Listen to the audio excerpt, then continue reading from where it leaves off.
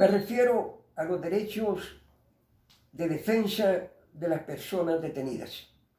Voy a leer el artículo 12 de la Constitución de la República. Toda persona a quien se le imputa un delito se presumirá inocente mientras no se pruebe su culpabilidad conforme a la ley y en juicio público, en el que se le aseguren todas las garantías necesarias para su defensa. Como hemos leído, el primer derecho que le asiste a una persona detenida es el derecho de inocencia.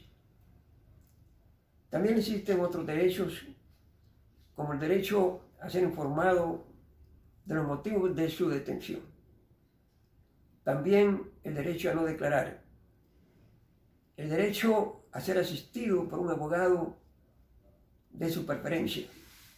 Y el derecho a no ser torturado por las autoridades. Debo decir que la tortura en El Salvador es común. Hay dos tipos de tortura: la tortura física y la tortura psicológica.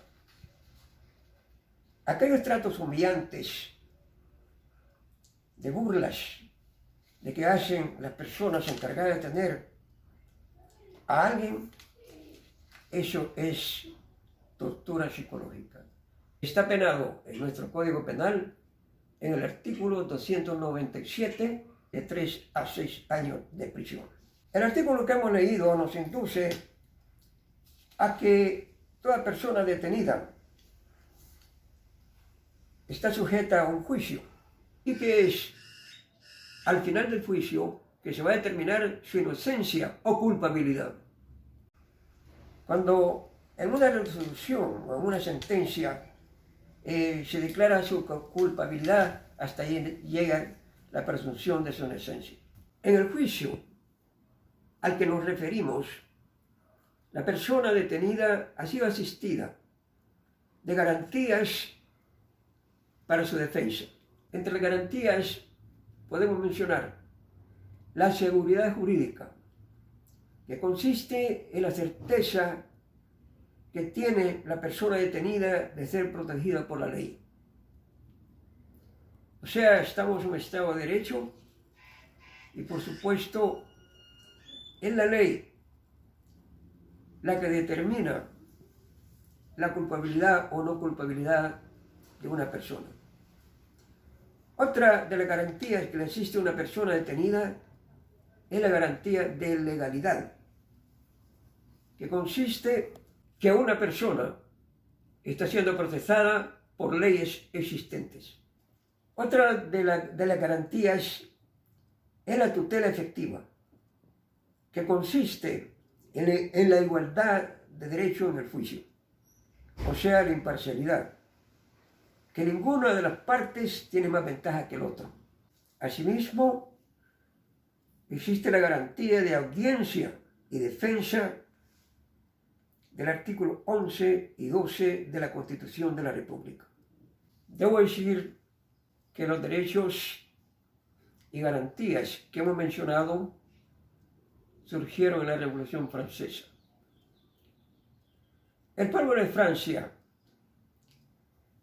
antes de la Revolución Francesa, sufría porque vivía un sistema de gobierno monárquico en donde ellos hacían lo que querían, presididos por el rey. El gobierno tenía un poder absoluto. Él hacía con las personas lo que él quería. A una persona la detenían, la metían presa y la gente no sabía nada de él. Desaparecía totalmente. Algunas veces cuando al rey le caía mal, la persona lo mandaba a que le quitara la vida con la guillotina. Entonces era una situación de sufrimiento del pueblo de Francia. Y por esas circunstancias fue que la Asamblea Constituyente de Francia pronuncia lo que se le llamó Declaración de los Derechos del Hombre y de los Ciudadanos, que era un conjunto de derechos de 17 artículos. El día 26 de agosto de 1789. En esos 17 derechos de la Declaración de los Derechos del Hombre y de los Ciudadanos está comprendido el artículo 9, que dice: todo hombre es considerado inocente hasta que se ha sido convicto. Por lo tanto, siempre que su detención sea indispensable, se ha de evitar por la ley cualquier rigor mayor del indispensable para asegurar su persona.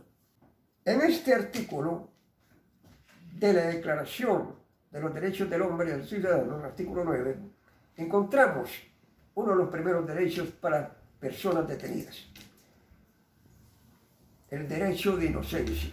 Aquí nace el derecho de inocencia del que todas las personas detenidas gozan. Asimismo, debo decir que los derechos pronunciados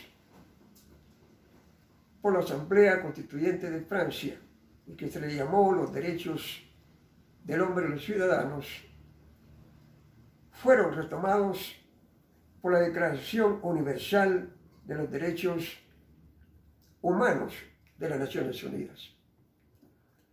Y en el artículo 11 de dicha declaración encontramos una copia fiel de lo que tenemos en la Constitución de la República en el artículo 12.